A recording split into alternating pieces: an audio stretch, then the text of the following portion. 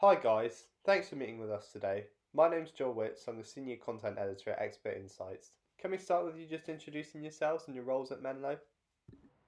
Yeah, sure. I'm Young-Sae Song. I'm the Chief Marketing Officer at Menlo Security. I'm Kowsik, Chief Technology Officer with Menlo. We're currently at the Gartner Security and Risk Management Summit in London. Last year, Gartner named Menlo Security a visionary vendor in the secure web gateway space. So could you tell us, a bit of background about Menlo and how it's innovating in this area? Yeah, sure. Menlo Security is, first of all, in many years, the first company that's been added to the Magic Quadrant. And it's really a validation about our approach to security, which is quite different actually from how the industry's been doing it. And the fundamental difference is that all the other companies today are taking an approach where they're trying to determine what's good and bad when it comes to security. And our view is that that's a losing battle. And it's proven by the constant headlines of breaches and data leakages and so forth. So our approach is that, you know what, that's a losing battle. And a better way to approach security is to actually not trust anything and just keep everything outside.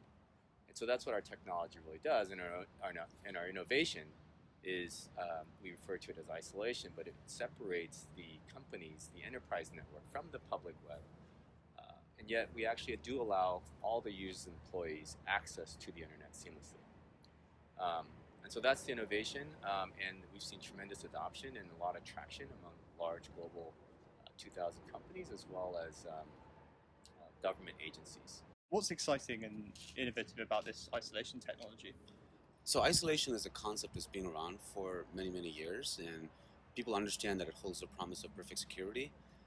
There's extreme forms of isolation, which actually some of the countries have implemented. It's cutting the hard line. And once you cut the hard line and you use a computer to connect one computer to connect to the internet and another computer to do your work, the work computer can never be infected, guaranteed. Right? So there's certain SLAs and guarantees that come with this power of isolation. I think the challenge with isolation has been it was always at crossroads with user experience. The better the isolation, the worse the user experience. And people have tried different forms of isolation, sometimes on the desktop itself, on the PC, but then that results in performance degradation. So I think really our magic, I guess, is we've taken this concept of isolation and operationalized and productized in such a way that one, it's very easy to deploy, and number two, you're not sacrificing user experience in order to reap the benefits of isolation. How does the isolation work? How does it stop threats? Yeah, so our insight when we started building the product, etc., was 95, 99% of the threats for enterprise comes from the browser. People surfing the internet, downloading random files from places. Also, if you think about email, every time you click on a link, you're back to the browser. So what we thought was, how can we apply this concept of isolation to the browser so that 95%, 99% of the threats can be completely eliminated? So the idea behind our product was then to run another browser in the cloud on behalf of you. So when you visit a website, that browser, the isolated browser, ends up surfing on behalf of you. So that works beautiful, but then you still have the user experience component to it. And this is where our patent technology comes into play, where we can synchronize what the isolated browser sees back to your own browser. So you as a user, you can't really tell the difference before and after. Why is isolation needed? Why is the legacy approach to email and web security not enough for companies? So Young-Sae briefly alluded to that, right? I think if you look at every single technology, there's probably about 2,500 security companies in the world now. So if you look at all of the protection technologies today, they're all based on this principle of figuring out whether something is good or bad, and the only thing that you can do is to allow or block. So for example, if I go to a website, there's all kinds of companies that will figure out if the website is good right now or bad, and then they'll decide to allow or block. But that's a losing battle because if you allow direct access, then you run the risk of compromise. If you block access, then the user is going to complain saying they can't do their job. So really, isolation gives that third lever, which is a safe allow, if you will. So that way, IT is not being overburdened by trouble tickets from employees, but at the same time, the security team can be confident that allowing a user to go somewhere is not going to result in a breach. Why are allow and block lists not effective for web security when using legacy solutions? So the reason, again, it's because the decision about good versus bad is not conclusive. There's really, because the fact that they're trying to detect something, and the detection is not guaranteed to be 100%. And so sometimes they might have a false positive or a false negative, and therefore that's why it's not inconclusive. And the beauty of isolation, though, is we just assume everything is bad. So we're not really trying to guess or figure out or determine if something is good or bad. We just assume everything is bad. If I could add to that, though, is threats evolve, and so what you find cyber criminals doing is they try a technique, and then they see whether it's successful or not. If it's not successful, they try something else, and so that's something that we've seen over the years, and that's exactly why the actual detection portion of understanding what is good and what is bad is always going to be one step behind the actual cyber criminal. And so isolation is such a simple concept. We don't say that we can actually detect 1% more. Actually, we actually say we can eliminate threats, because the whole point is that rather than trying to get better at identifying good versus bad, what we're saying is we just stop it. You just disconnect from the internet and you just stop it. And this is actually proven. One of our large customers, one of the largest credit card companies in the world, they have some of the most sophisticated technology when it comes to security, 24/7 SOCs, everything. And what we found is that despite all their security that's in place, users were clicking on thousands of phishing links because those phishing links had bypassed all of their other security. Yeah. And so it's just proof that the actual criminals are evolving their techniques, they're getting better, and if you stop them and you're able to identify them one way, they just change how they attack you. Yeah. And so you're always going to be one step behind, and the best way to actually prevent it is just say, okay, just disconnect from the internet, because that always works. Gartner has also predicted over the next 3 years, 50% of enterprises will begin using isolation. Why would you say that growth is going to be so rapid? Yeah, that's a great question, and I think we're at a point in the industry where the easy problems have been solved. And having an AI algorithm or something that can detect one extra threat better than another product isn't going to really help solve the problem. And so, we're at a point as an industry of how do we actually completely eliminate threats? And just even as a logical person, if you think about it, the best way, the only way to really do that is to actually separate yourself from the internet. So I think that isolation will actually emerge as the definitive, the most conclusive way to actually protect yourself from the internet, where it's 100%, versus the other technologies which are always going to be allowing one or two here and there. So is Menlo security a replacement for your sort of legacy proxy gateway or your DNS filter? Can an isolation platform replace your other security technologies, or is it a part of a larger strategy?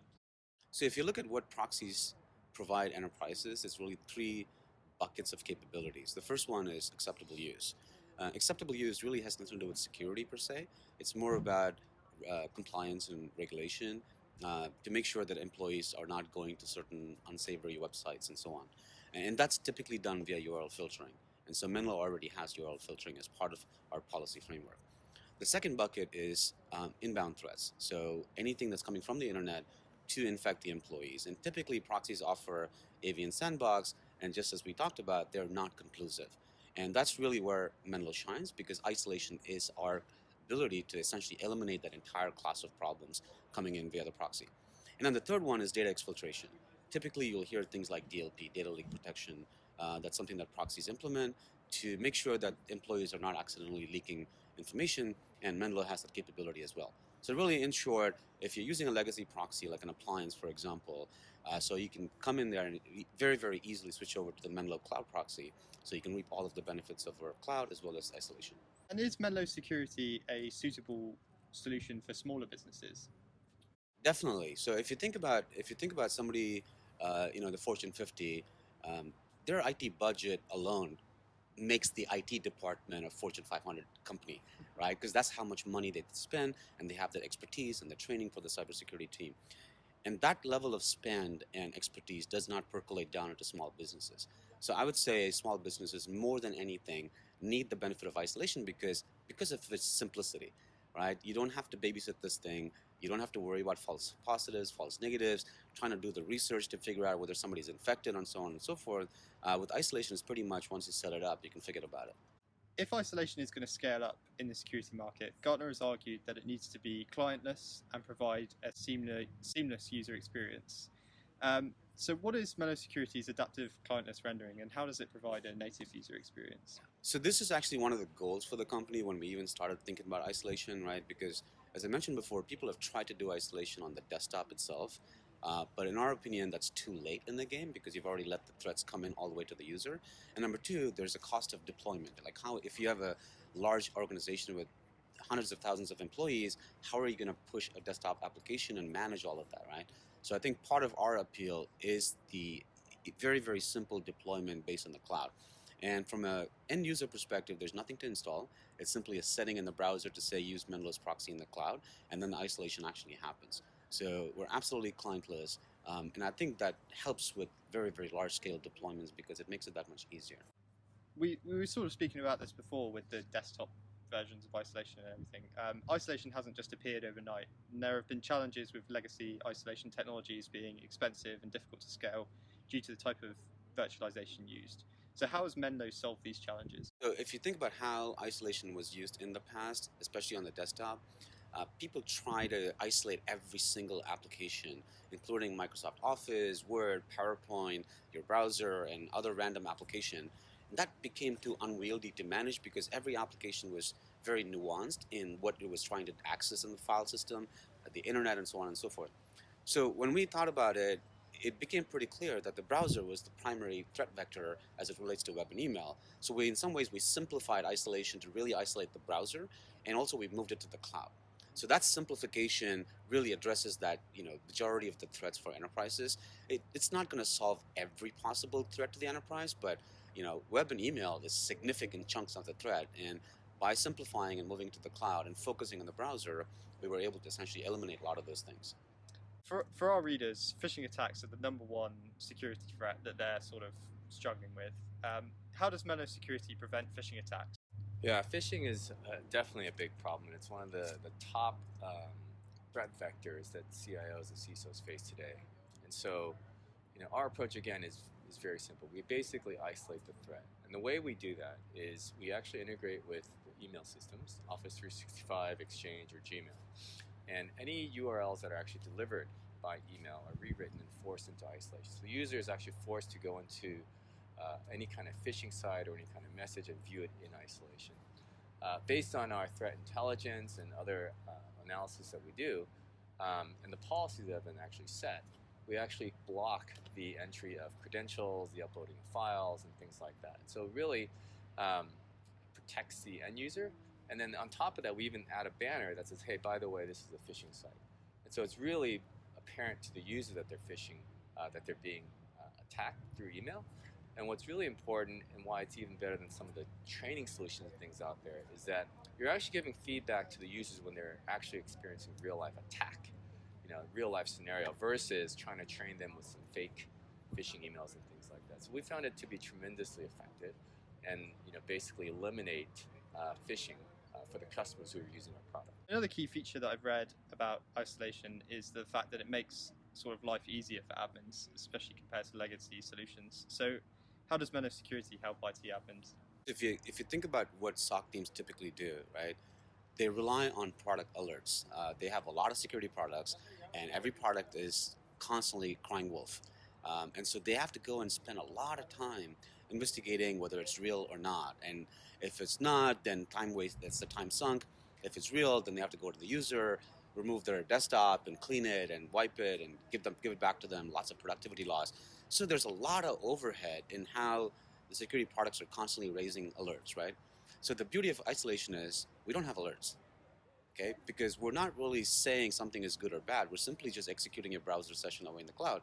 So we have logs and events that tell you which user went where, but there's no real threat coming back into the enterprise. So we don't really alert the admins on anything. One of the customers that we work with, they had about 1,000 web-related incidents that they had to investigate every single month. This was before Menlo. This is a large company, right? It's a large credit card company. Post Menlo, it's nothing. They're basically saying, look, I don't want to care about the web anymore, and Menlo has made it possible. What are some of the successes that your customers have seen using Menlo Security at the moment? Yeah, I mean, I can rattle off a whole bunch of stories there. Um, First one is, there's a large hotel chain. Before Menlo, about 5 ransomware hits every single month because people would just go to random places, download some PDFs, and get infected, right? Post Menlo is zero. Um, so that's one. And there's another very large customer. Um, they have a call center with thousands of people, and these people were constantly getting Word documents with macros for inquiries, but all of them were potentially weaponized, right?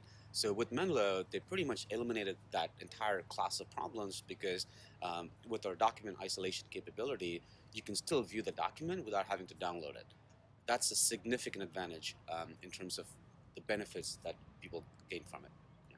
Customers are adopting cloud transformation. How can Menlo help with that? Yeah, so when customers talk about cloud transformation, there's really two major initiatives that they think about. So the first one is the migration to Office 365. So typically in a large organization with branch offices, all of the security stack is in the headquarters, and everything from the branch offices is tunneled back to the headquarters to reap the benefits of security.